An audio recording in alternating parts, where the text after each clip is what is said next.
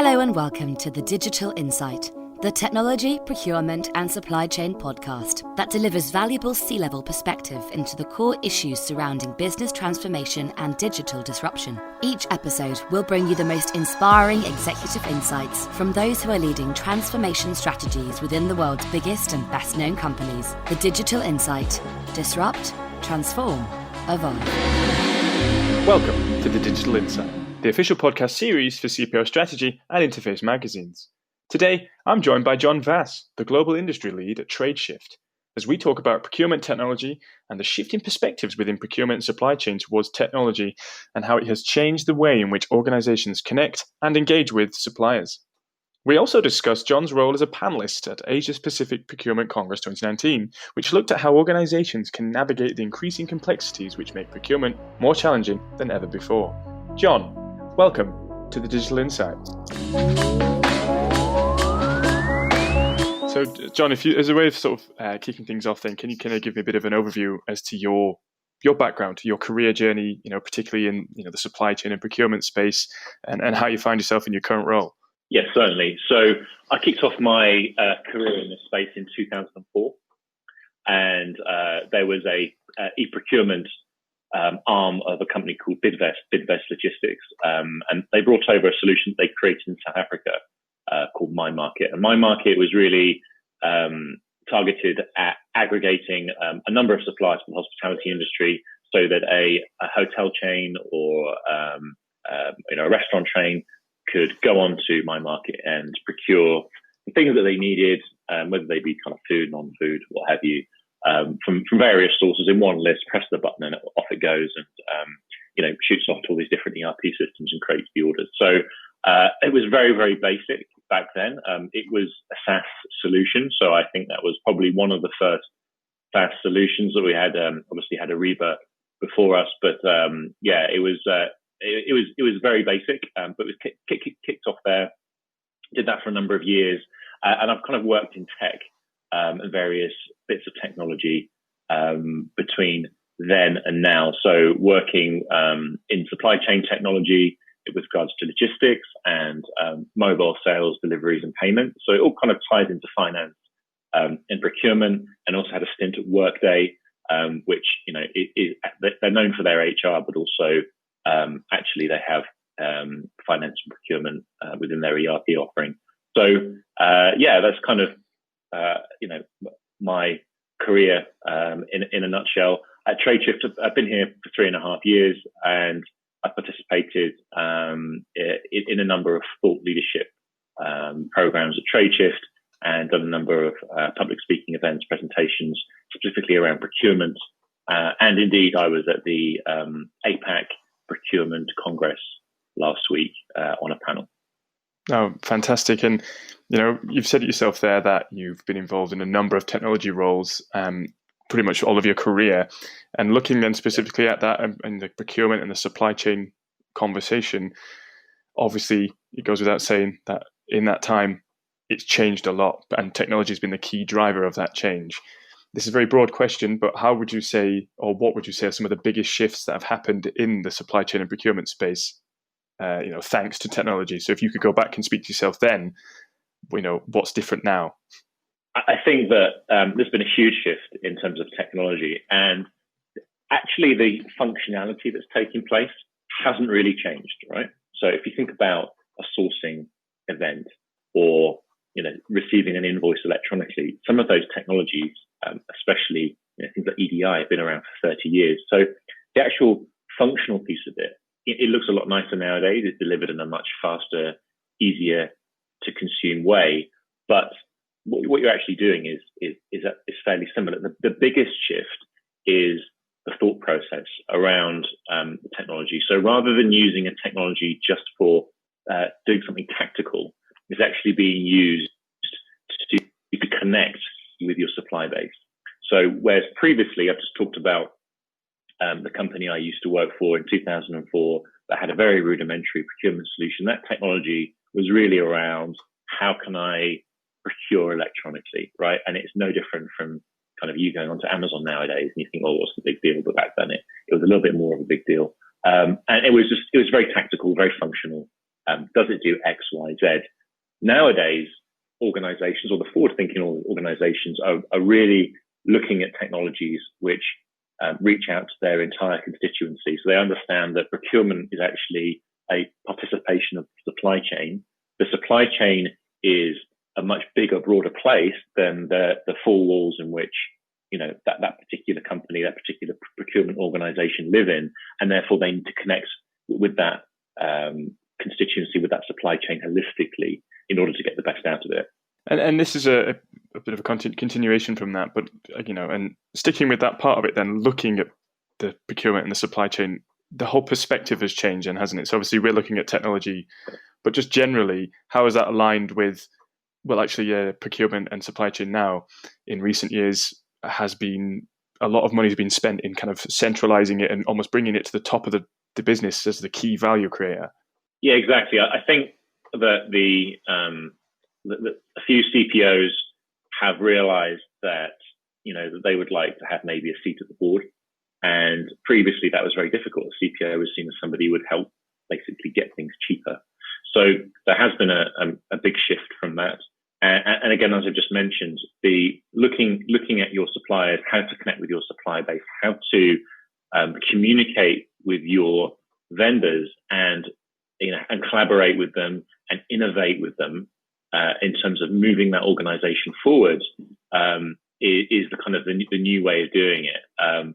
So if you think about what a CEO is interested in, a CEO is interested in shareholders and the long-term plans for the business and the revenue and environmental impacts and those types of things. And the CFO is interested in similar sort of financial incentives, how well the company has performed, share price, etc. The CPO, in order for them to align with the business, needs to be interested in the same things as the CEO and the CFO. Right? And quite often they're not, but I think there's been a big shift towards actually being more aligned with those goals rather than being more aligned with cost saving. Because if you optimize for cost saving, your output is going to be cost saving rather than innovation and growth. So looking then back then at sort of the broad scope of your career, you've obviously worked in a number of companies and you've seen the shifting landscape and the shifting perspective and approach to procurement and supply chain happen, firsthand. How, if you could sort of sum up, does that influence and inform your decision making, and what you do now with Tradeshift? So the changes I've seen that have come into fruition over the years have really kind of formed an opinion that the industry and the technology is moving towards the way that I've described in terms of collaboration with the supply base rather than being very insular and inward looking. But prior to joining Tradeshift, I'd really yet to see an organization that has really managed to nail that. So I think if you look at some of the bigger technology players or traditional technology players, I'll just pick Ariba as an example. It could be another example. They have very much focused on an organization's procurement team and their requirements and looking at themselves rather than looking at the outside world. And the thought process was, okay, you've got to connect with the supply base, you've got to connect with your constituency. How do we do that? When I came across Tradeshift, the story was they're going to connect every single company in the world. That's the mission. And it's free for a supplier to connect. Even a cabinet maker in Bangladesh, which I believe has actually happened, it has managed to connect on Tradeshift. And that, it's commerce for all. And that's the real key messages that hit home to me because, I've been to various events and heard various thought leadership around that. But then, as Tradeshift came to fruition, someone was actually doing something about it. Somebody was actually putting the supplier first. Somebody was actually thinking about how to get the supplier base to participate in all of these incentives. Yeah? These incentives have been available for years, but the supply base haven't really participated, or certainly, the majority of supply base haven't. Just because they haven't, they've been had to pay. It's been difficult. They've got 50 different logins from all their customers, and they're very confused, and it's not an optimal way of participating. So Tradeshift has really changed that, and certainly changed my opinion on the way or how quickly, I should say, that this sort of technology is evolving. And since joining, of course, I've learned more and been on a journey with Tradeshift as well. Look, sticking with that technology then, you said there that Tradeshift has really kind of, to put it simply, has really changed that conversation and really sort of brought people along.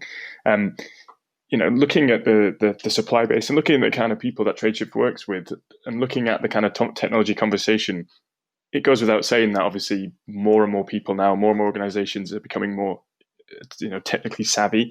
Their digital maturity is kind of far better than what it was perhaps 3 or 4 years ago.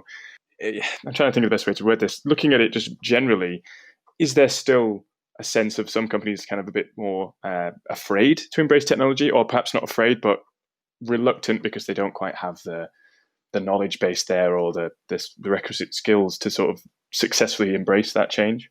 To be honest with you, most organizations are willing to embrace technology. They want to embrace technology. Most organizations now have a transformation team, where they might have a procurement transformation team, they might have a finance transformation team, they might just have somebody who sits within the IT that's responsible for transformation. So the intention is there.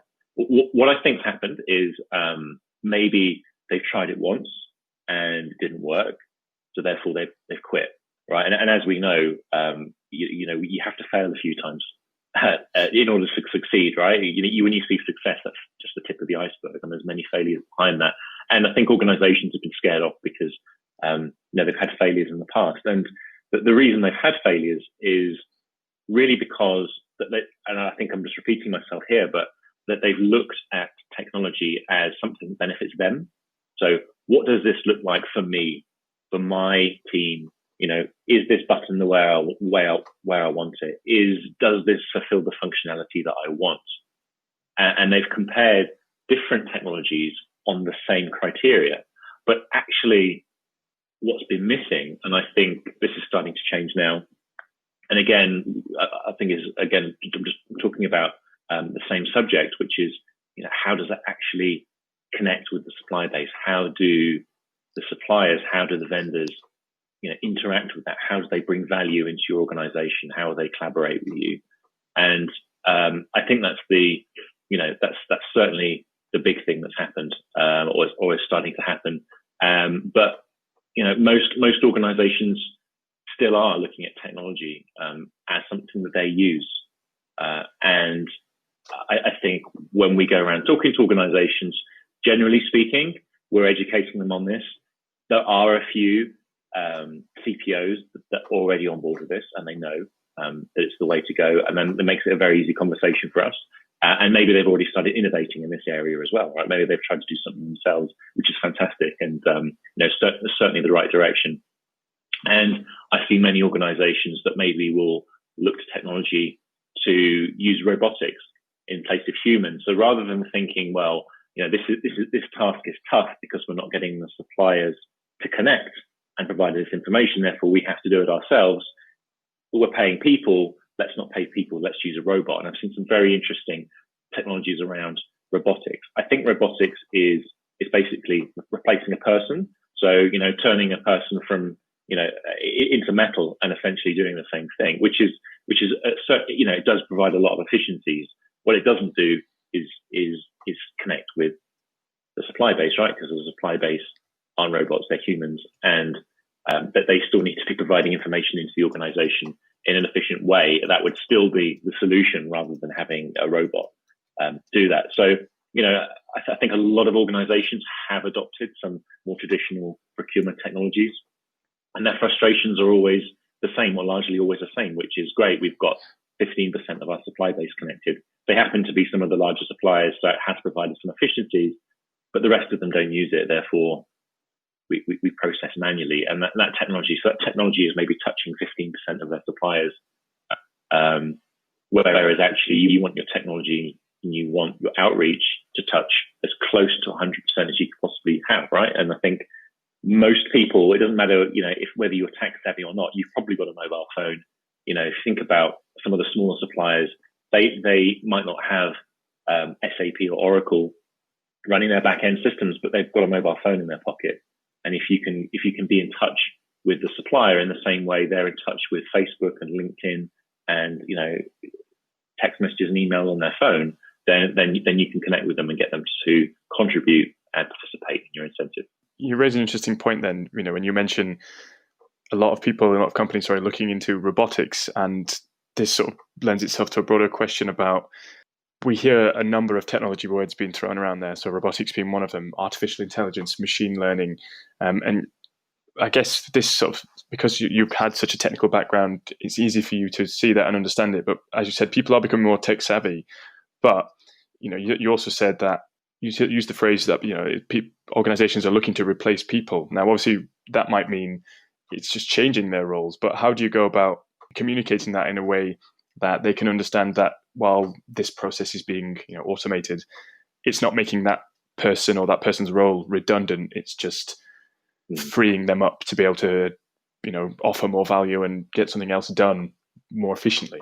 Yeah, definitely. And I think that the first thing is, before we talk about the technology and how to communicate that, is how, that you're talking about people's roles and, how they can provide value to their organizations that they're working in. Tactical procurement, running an RFP every year, spending 4 months doing it to see if you can get, a few pounds, dollars or euros off your office chairs, probably actually isn't a good use of time. You might feel good at the end of it because you've saved some money, but actually the whole cost of doing that, and actually the cost of you doing that instead of something more strategic is way higher. If the CFO's office is going to change, then everybody is going to be working towards the company goals. The ones I mentioned earlier on, more in line with the goals of the CEO and the CFO, rather than through a cost-saving incentive. So once people's roles are starting to change, in terms of what their targets are, what their KPIs are, then we can start talking about technology. And of course, then they're happy for technology to provide efficiencies and automation, because then that frees them up to do those more strategic tasks which they're actually being targeted on. So it kind of comes hand in hand. But in terms of the way you would explain these technologies, it's no more difficult than a mobile phone. If you think about what a mobile phone does, it's actually amazing when you break it down. Yet we intuitively just start using it. I think the revolution was really the iPhone and then the iPad. The iPad really changed computing because my granddad uses an iPad. I don't think he's ever used a Microsoft PC, but he certainly uses an iPad and didn't need much training to be able to do that. And I see 5 and 6 year olds using iPads better than I can. So it's about changing that technology discussion. And what we're actually asking people, you're asking people to do is no more difficult than using an iPad if you're looking at the right sort of technology. I think maybe some of the historic, more traditional technologies don't lend themselves to that, and therefore are seen as complicated. When you still need to have training in order to be able to use it, and it seems maybe a little bit scary to some people. But I think with some of the more modern technologies, people can fire up an app or just open up a web app on a browser, and they don't need any training, and they can start using it. Then I think that's what really, really changes things. And it's not just the buying organization. It's just not just the procurement team that applies to. It applies to everybody in the supply chain. So again, I think a lot of procurement organizations will say, okay, well, how easy is that for us to use? But if you think about it, your supplier is going to get zero training, zero help in order to participate in this incentive you're asking, you're giving them. You're basically saying, come into our world, use this technology. And of course, it has to be the same. It has to be super, super easy, running as a web app or an app on a phone, and something intuitive that they don't need an instruction manual to use. And then all of a sudden, technology becomes their friend, and then it becomes a much more comfortable situation because it's no different to using their phone. And everybody's comfortable using Facebook and Instagram, Twitter, LinkedIn, and there's no reason why B2B technology should be any different. Is there a challenge then with arguably so many technologies out there that all have their place and all can bring value? Is there a challenge for an organization then perhaps to sort of make sure that they are investing in the right technologies rather than just saying, well, our competitors are using this tech, we need to use it too? Absolutely. So, people tend to use the term best practice. I think once something becomes best practice, it means that lots of people are doing it. Therefore, by default, is average. If you are a organization, a forward-thinking organization, you don't want to be average because you need to start competing in a different way. So, I think we've all heard the figure that 52% of the Fortune 500 companies have disappeared. The life expectancy of a Fortune 500 company is now 16 years, and that's falling. So, organizations have to do something different. We all know the Blockbuster story about, how they needed to be more agile.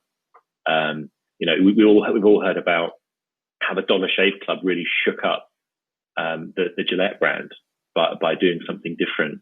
And, organizations need to be doing something different. And that applies to how you buy things as well as, how you sell things, how you innovate, because you're dealing with your supply chain.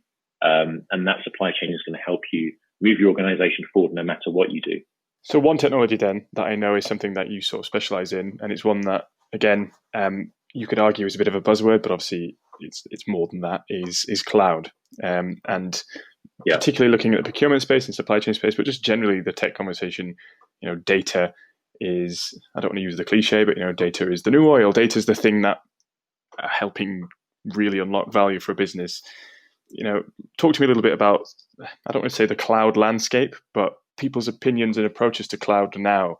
Like, are people more aware and more understanding of as to what it means to their business, or is it still sort of something that people just see and go, well, cloud's something, let's do it? I think cloud was a little bit more of a something that most organizations are looking to. That was how it was a few years ago. Nowadays, I think cloud is the default, and everybody knows that. But there are different types of clouds. So the kind of cloud technology that organizations should be looking at is really, true cloud is where you have one version of a system that everybody in the world uses, right? And everybody's on that version, because that's how else are you going to share your data? How else are you going to collaborate? Especially, talking about procurement, you're talking about sharing data with your constituency, with your supply base. How else are you going to share that data unless, the entire globe is using one cloud system? So I think everybody wants cloud or has it. And it's certainly, if they don't, it's definitely where they're going to go. There isn't any argument about that whatsoever. Even the security argument has gone out the window, right? We're seeing lots of companies with on-premise systems being hacked, yet therefore no one's really getting into Amazon Web Services, but they're getting onto on-premise systems and hacking them. And you see these scandals in the media about this, and I think organizations understand that the security argument is over, and that cloud is the way forward. But just doing a lift and shift probably isn't the right way of doing it as well. And I think, I don't think cloud's a buzzword anymore, but there's certainly a lack of understanding in terms of what it could mean. If you take your on-premise systems and host them somewhere else, it's not really cloud. True cloud is where you have a way of collaborating with the rest of the world, and that's the value of it, because everybody's accessing the same thing. So let's look at your role. Like you say, you mentioned at the very start that last week you were at the Asia Pacific Procurement Conference, and I believe you said you were on a panel. Can you talk to me a little bit about your role there, and essentially sum up exactly what you were doing there, and what kind of was the sort of the key messages that came from that? Yeah. So the panel I was on was really around the subject we're talking about now, and it was about how the CPO could elevate their status. And get a seat at the board, get a seat at the table, and in strategic thinking of how they can move from what they're doing at the moment, which is a little bit more tactical. For a lot of them are still doing some things that are very tactical, and look at more forward-thinking strategic objectives. So they might be looking at how they can innovate with their supply base, how they communicate with their suppliers, and then in the sort of like medium to long term, how they can actually make the company more profitable through procurement innovation rather than cost savings. So looking broadly then at conferences such as APAC, and how important is it for people, particularly in the procurement, and supply chain space, to have these sort of platforms, to have these events that can pull people together, like you said earlier about best practices, but to be able to share best practices, to share knowledge, to look at successes and failures, and to look at really what's happening in the global space. Because someone once told me a while ago, and he was a procurement professional, that he found no one talks about procurement enough, but there's so much great things happening in it. So how important is it to have these sort of events and to be there and to be able to touch base with so many people? Yeah, I mean, I think different events vary quite a lot. This particular event, I think, was excellent, and it was really important for people to attend to understand what's happening. I would say that they're not necessarily sharing best practices because they don't want to share best practices as such. They don't want to be doing what everybody else is doing. They want to be doing something a little bit different. So they would attend this conference and say, okay, well, you've got an organization here that's doing something really, really different than, that a lot of companies aren't doing. They've implemented robotics, for example, and that's taking care of these processes within procurement, and it allows them then to focus on more strategic objectives, having taken the tactical tasks kind of away from people or taken some of that manual work away. And that's just one example, right? There's many more examples of different technologies that are enabling procurement. And only by really going to these conferences do you get to hear what some of the industry leaders are doing. And I think with the procurement leaders one, they also provide awards for the best people in the industry. And to go along to that, I think most organizations or most CPOs would learn a lot from going to these type of events where everybody is talking about this, just from a very consultative perspective, right? It's not a sales thing, or it's very much thought leadership. And at this particular conference we went to in Singapore last week, it was probably one of the most advanced conferences I've been to in terms of the discussions that are taking place and the technologies people were talking about, and also the willingness to adopt these types of technologies. And when you were talking to people, you could see the difference between maybe another conference that I've been to, people might look a little bit perplexed, whereas at this one it was clicking into place. People had the right objectives, therefore when they were looking at these technologies and sharing the information, that it was really clicking into place for them, and they could see how it would work in their organizations. And they were and it was allowing people to then empower them to be very proactive and go ahead and have a good understanding of what they're going to do, rather than just come back with a bunch of buzzwords. In fact, I think at this particular conference, it was there weren't many buzzwords being used. Blockchain wasn't mentioned once, which is great because we all know that things like blockchain are fantastic if you've got a use case for them. And it's more important to talk about the use case than the actual underlying technology. So I would say this particular conference was definitely worth attending, and it was important for people in the region to be there. It's looking obviously specifically then at that region just as an example, but again, I've spoken to a number of people who've mentioned conferences they've been to. I've spoken to people who work with the chartered procurement and supply chain, and one of the things we talk about mostly is the maturity in particular regions of the procurement space and the supply chain space, and how these events kind of are a great opportunity to look at just how far the space has come and how well it's doing in that region, but also to continue to further that even more so. I guess the answer is very much so, but how much has APAC and how much when you were there did that play into that you could see just how far the procurement conversation and the supply chain conversation has really come along? I mean, hugely is the answer, really. I think the conference took place in Singapore, but there's various other countries, people from other countries participating. We had people from Saudi Arabia, people from countries nearby like Malaysia and Thailand, people from Japan and China, and other people from Australia.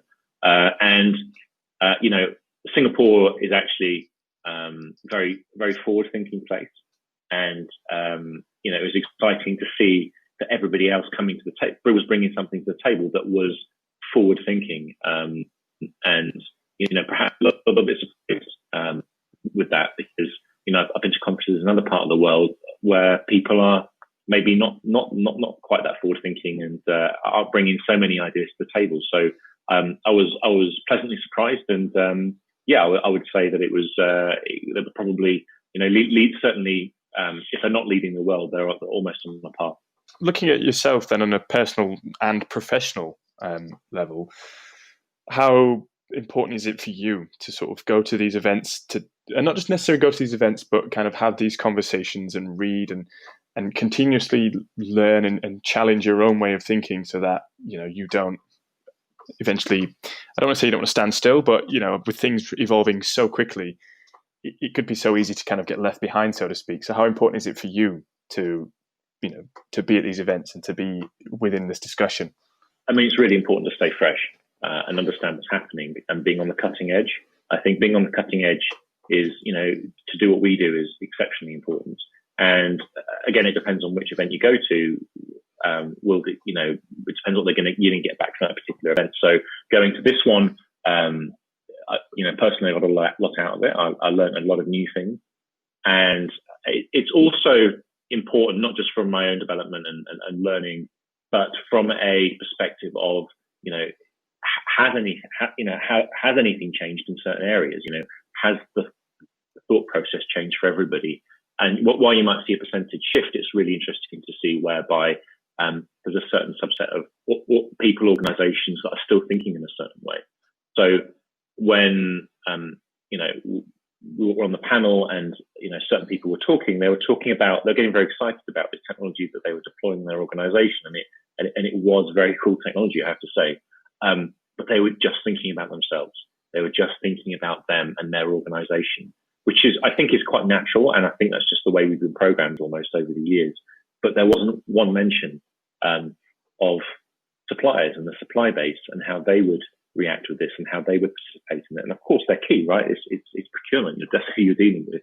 And so I think it's really interesting to understand that, and then also maybe be there to help educate them as well and get them thinking a little bit differently and challenge some of these things, which I did on the panel. I challenged some of these things and said, I think the technology is fantastic. How are you going to link this with your supply base? How are you going to reach out to them? How are you going to get them to use it? You're going to give them another login? I mean, how, onboard them to yet another system? How are you going to do it? And I think that helped them for me to be there and challenge it as well. So it was a bit of a two-way thing, but certainly, very important to stay fresh and attend these events. And final question, which is a bit of a continuation on that, but just, broadly speaking, if someone was to say to you, give me one piece of advice on terms of not necessarily, what's the advice to be successful, because there's no one way to do it, but just it's a very complex and ever-changing business landscape, obviously particularly in procurement. If you could sort of give one piece of advice to someone that said, look, well, this isn't going to guarantee success, this is going to at least help you navigate along the right path, what would you try and say? I think we've pretty much covered it already. I would say look at who you're interacting with, both internally and externally, and how those people, whether they be in your organization or other organizations, are going to contribute towards your future success, and how they're going to align with your goals, and how they're going to move the department forward so that it can be seen as a more strategic department within the organization rather than just a tactical cost-saving department. And if you do that, then you open up a whole new area and a new way of thinking. And that's, and by saying that, and somebody, perhaps it's a little bit vague. I'm not giving them a website to go to, but what it's doing is getting them thinking perhaps along the right lines of how they might interact with their supply chain in the future. And then when they come across the relevant technologies, they will know themselves whether those technologies enable that or not. And they can ask the right questions as well, right? Rather than just looking at something and, oh, that looks really good. Wouldn't that be great for us? Maybe it'll prompt them to ask the question, oh, okay, that's great, but how do our suppliers interact with that? What about them? What about our constituency? How do we digitalize our supply chain? How does that, are they going to use it? Can you prove they're going to use it? And that type of thing. So that would be my advice. Look at it holistically, rather than looking at technology as something that enables feature or a function. Look at it as an enabler for connecting with your supply base. Thank you for listening to the Digital Insight Podcast in association with the Interface.net and CPOstrategy.com. The Digital Insight is brought to you by B2E Media Limited. We hope you enjoyed this episode. Please remember to subscribe, rate and review. And don't forget to check out our podcast archive at www.b2e-media.com/The Digital Insight.